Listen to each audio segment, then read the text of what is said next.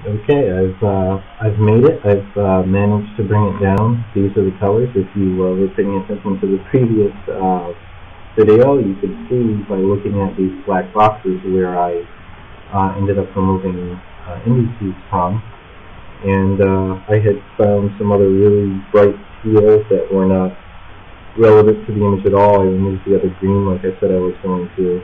And I found some other colors that were very similar, either dark brownish colors or grays that could be copied into one another.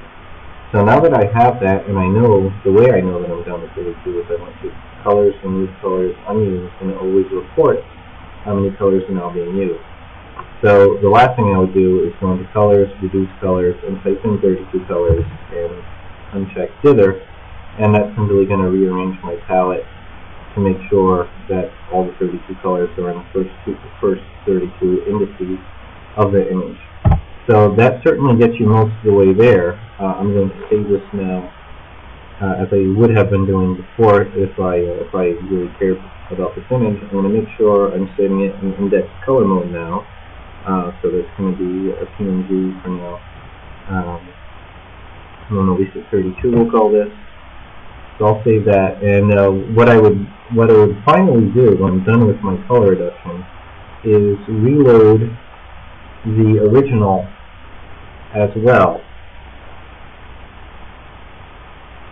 So now I have the original 256 color and the 32 color version, and I can basically assess whether or not I've done a good enough job, whether or not I think some stuff could be better, and more importantly, there might be a need or there might be an incentive to do some hand cleanup work, especially where a lot of dithering was put into place. Like, I don't even know if this will be visible in the case of once the video compression has its hand in these really dark colors.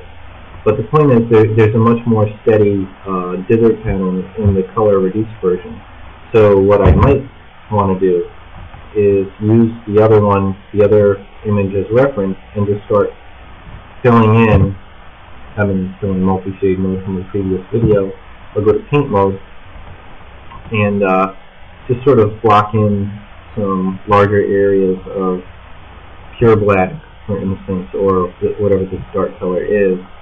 And this, depending on the monitor, might look way too strong.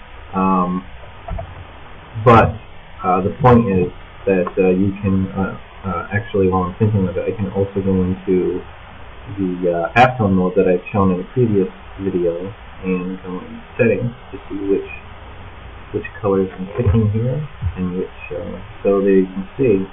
Now I have my own choice of dither patterns that I can use to create more variety in the shading, so I don't have this super large area of repetitive dither patterns. So if I wanted to, I could go in and carefully add in a lot of the detail that disappeared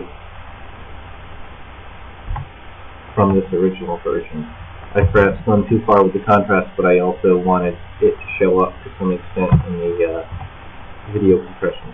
So that's the basic idea.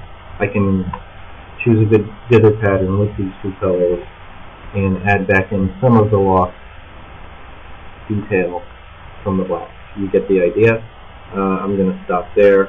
So most of the time you don't need to go that far, but just as an example, sometimes you might even, in hand color reduction, want to do some hand cleanup once the brunt of the work is done. Depends on how much time you have and things like that.